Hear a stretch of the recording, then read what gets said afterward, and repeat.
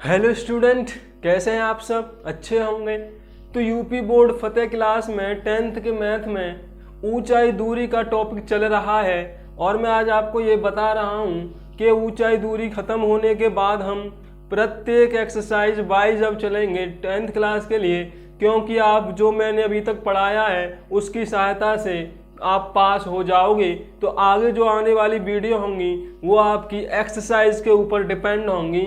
तो उसके लिए जो आज हमसे नए जुड़े हैं वो चैनल को कर दीजिए सब्सक्राइब, और जो वीडियो देखते हैं चैनल को सब्सक्राइब नहीं किए हैं वो भी चैनल को कर दीजिए सब्सक्राइब। तो आइए ऊंचाई दूरी के आगे वाले पार्ट पर चलते हैं।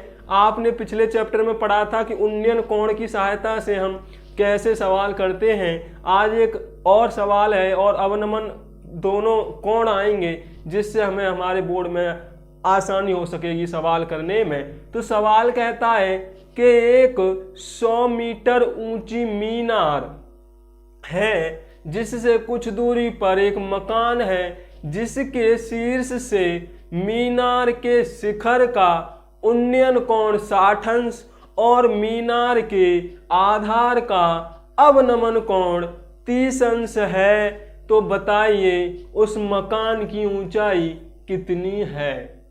बड़ा सिंपल सवाल है, देखने में बड़ा मुश्किल लग रहा है। आपसे क्या बोला गया है कि भाई एक मीनार है, तो मीनार सीधी सीधी बात है किसी भी मकान से तो ऊंची होगी और इसकी जो ऊंचाई है वो 100 मीटर है। कितनी मीटर है? 100 मीटर। और वो कह रहा है कि उससे कुछ दूरी पर एक मकान खड़ा हुआ है। मान लीजिए ये मेरा मकान है। भाई मकान मीनार से छोटा ही होगा, ऊंचा तो होगा नहीं। अब ये डिस्टेंस जो मैंने मानी है वो मान रखी है कि भाई x मीटर है। मुझे नहीं पता है वो मीनार से कितना दूर है, लेकिन उसने बोला है कि मकान के मीनार के शीर्ष का उन्नयन कोण, तो शीर्ष ऊपर होगा, यहां पर होगा भाई। तो ये वाला जो उन्नयन कोण है वो वाला तुम्हें 30 अंश दे रखा है और मीनार के आधार का अवनमन कोण 60 अंश है। यानी अगर यहां से अगर इधर मिलाऊं मैं, ये वाला कोण मिलाऊं, तो ये वाला जो कोण है वो 60 अंश है। ये वाला कोण कितना है? 60 अंश है। तो आपसे पूछा है कि भाई आप मकान की ऊंचाई ज्ञात कीजिए या उस मकान की ऊंचाई बताइए कि वो मकान कितने मीटर ऊंचा है और मीनार से कितनी दूरी पर खड़ा हुआ है। तो नाम दे देते हैं भाई। मान लो ए भी कोई मीनार है, डीई कोई मकान है। डीई क्या है? कोई मकान है। इसको मिला लेते हैं यहां तक। तो अब आप देखिए इसमें दो त्रिभुज बने हुए हैं। जब ये 60 अंश होगा तो ये वाला भी 60 अंश हो जाएगा ना, क्योंकि भाई ये उन्नयन कोण है, ये अवनमन कोण है। तो जो अवनमन कोण होता है एकांतर कोण से इधर वाला कितना हो जाएगा? 60 अंश। तो आप यहां पर देखते हो इस त्रिभुज में ये वाला समकोण है और इस वाले त्रिभुज के लिए ये वाला समकोण हो जाएगा। तो यहां पे आप लिख लीजिए, माना ए बी बराबर 100 मीटर मीनार की ऊंचाई है और डी एक मकान है जो h मीटर ऊंचा है और AD बराबर x मीटर है जो मकान से मीनार की दूरी है। कोण CEB जो है वो 30 अंश दे रखा है आपको और कोण CEA बराबर 60 अंश है। इसलिए आपका कोण CEA बराबर हो जाएगा कोण DAE के। किसके बराबर हो जाएगा? DAE के बराबर 60 अंश। क्यों हो जाएगा? क्योंकि वो एकांतर कोण है। क्योंकि वो एकांतर कोण है। तो बड़ा सिंपल है। अब आपके पास दो त्रिभुज हैं, दोनों त्रिभुजों में आप त्रिकोणमितीय अनुपात की सहायता से इस सवाल को सॉल्व करेंगे। तो कैसे करेंगे? तो पहले ये वाला त्रिभुज ले लेते हैं हम, कौन सा समकोण त्रिभुज ADE में, त्रिभुज ADE में क्या क्या पता है मुझे? अगर ADE देखा जाए तो 60 के सामने ये वाला लंब है, 60 जहां पर बना हुआ है वो आधार है। यानी कि आपको लंब और आधार में एक रिलेशन लेना है। तो लंब और आधार मैंने बताया था, अगर आपको रिलेशन पता है भुजा और कोणों से तो आपको बड़ा आसानी होगी सवाल करने में। तो tan आता है भाई लाल बट्टे कक्का से, आप देख लीजिए कि किस में लंब और आधार में रिलेशन है। तो L बट्टे A होता है, यानी लंब और आधार होता है sine cos tan, cot sec और कुसेक, यानी टेन और कॉट में तो हम टेन ले रहे हैं। तो टेन 60 बराबर हो जाएगा, लंब आपके पास H है और आधार आपके पास X है। टेन 60 की वैल्यू √3 बराबर हो गया H बट्टे X, क्रॉस मल्टीप्लाई कर लोगे तो H बराबर आ जाएगा X √3। कितना आ जाएगा? X √3। अब यहां पर आप एक गौर कीजिए, समकोण त्रिभुज लीजिए दूसरे वाला, तो समकोण त्रिभुज ECB में अब आप देखोगे E ए रहा, C ए रहा, B ए रहा, 30 अंश है। जब आपके पास ये आधार भी नहीं है तो यहां देखोगे जब ये x है तो इसके समांतर ये रेखा है, तो ये भी कितना हो जाएगा? x मीटर होना चाहिए भाई। अब आपके पास BC की वैल्यू नहीं है, लेकिन ये टोटल 100 दे रखा है और यहां तक आप देखोगे तो h है।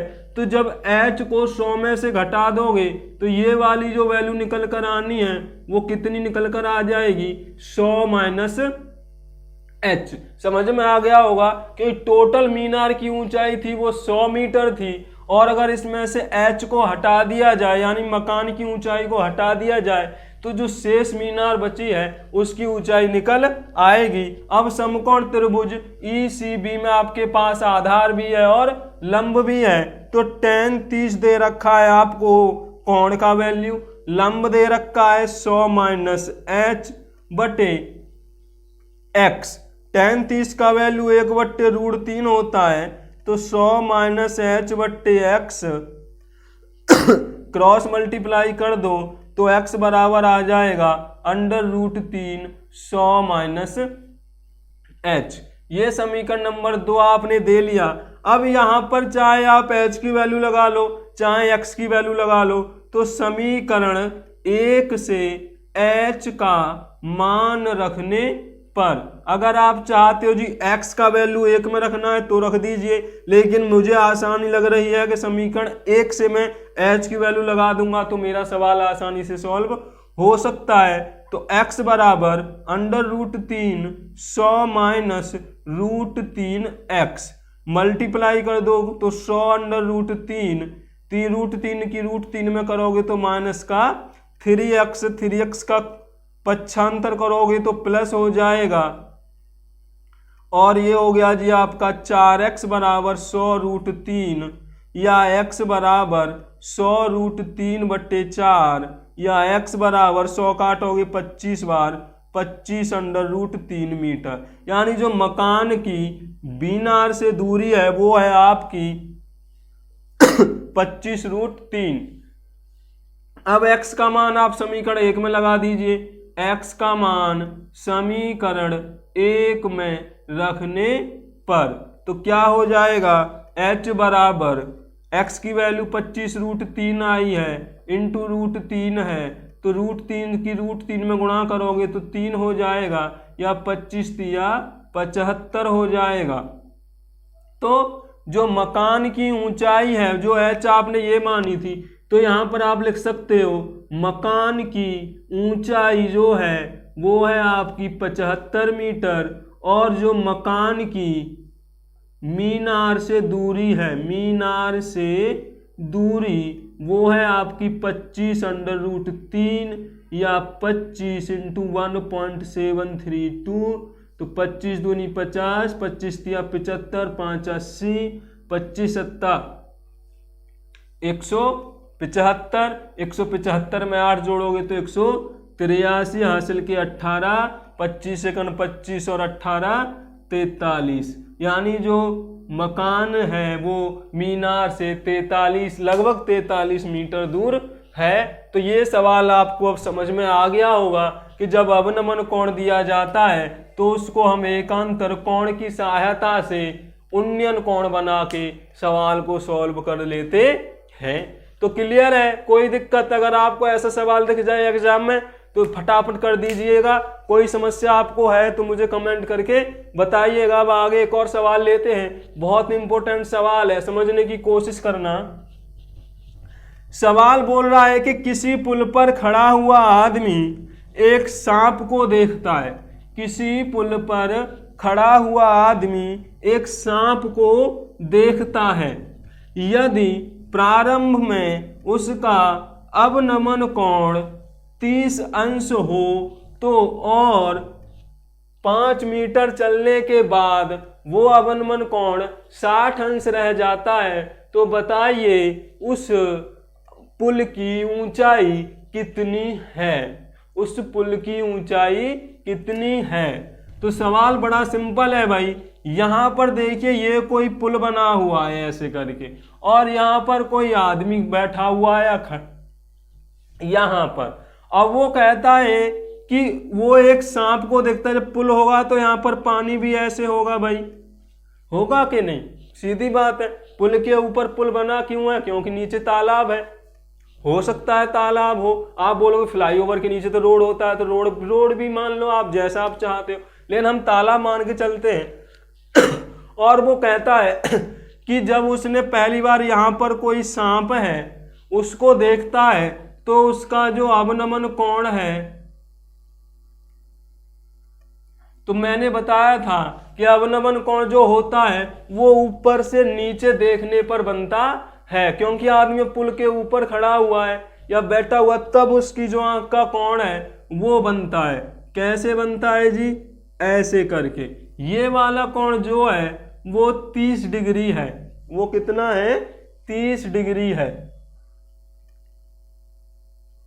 जब ये 30 डिग्री है तो वो कह रहा है कि यदि सांप 10 मीटर की दूरी तय कर ले या पुल की ओर चल दे तो वो अवनमन कोण 60 अंश हो जाता है। अब यहां पे चला, वो कितनी दूर चला? 10 मीटर चला, और अवनमन कोण जो अब था वो 60 अंश काउंट किया गया। ये वाला जो अवनमन कोण था भाई वो बढ़ के अब 60 अंश हो गया। कितना हो गया? 60 अंश। तो अब वो कह रहा है कि भाई अब सांप कहां पर है, और ये जो इंसान बैठा है वो पुल से या तालाब से कितना ऊपर है, पुल की ऊंचाई कितनी है। तो कुछ नहीं करना है आपको। मान लीजिए कि ए बी कोई पुल है, बी कोई आदमी है, और वह h मीटर ऊपर बैठा हुआ है। कहां पर बैठा हुआ है? h मीटर बैठा हुआ है। जब 60 अंश कोण हुआ है तब उसकी डिस्टेंस, सरफ की डिस्टेंस वो पुल के आधार से x मीटर है। तो अब आप बोलोगे यार क्या किया जाए, हमारी कुछ समझ में नहीं आ रहा। तो मैंने बताया था आपको कि जब जब अवनमन कोण बनेगा तब तब आप एकांतर कोण का उपयोग करेंगे। तो पहले यहां पर हम मान ले रहे हैं, क्या मान ले रहे हैं कि भाई ए बी बराबर है h मीटर, सी कर लो, ये डी कर लो, ये ई कर लो आप। ए सी बराबर है आपका x मीटर, सी डी बराबर है आपका 10 मीटर, क्योंकि वो 10 मीटर पुल की ओर चला है। एंगल आप देखोगे ई बी डी, यानी कोण ई बी डी जो है वो बना हुआ है 30 डिग्री, और कोण ई बी सी, और कोण ई बी सी बना हुआ है आपका 60 डिग्री। अब आप ये देखो कि इस 30 के, ये वाला 30 है तो इसका एकांतर ये कोण बनेगा कि नहीं?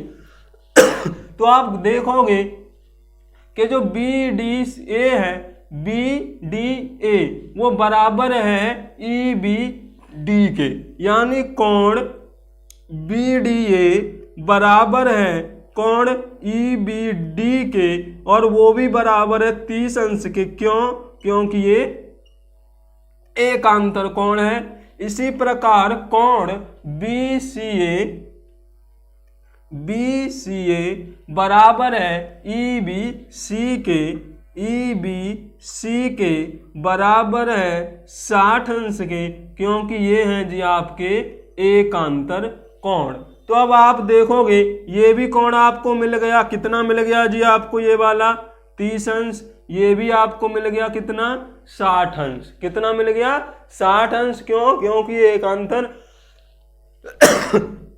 कोण है। अब आप अपने सवाल में लगाइए, पहले छोटा त्रिभुज लेते हैं, हमेशा याद रखिए। तो समकोण त्रिभुज BAC में, कौन में, BAC में, ये लंब दे रखा है, ये आधार दे रखा है, ये कोण दे रखा है। दोबारा से आप tan लगा दोगे तो tan 60 बराबर हो जाएगा H/x या √3 बराबर H/x। क्रॉस मल्टीप्लाई करोगे तो x√3, समीकरण नंबर 1।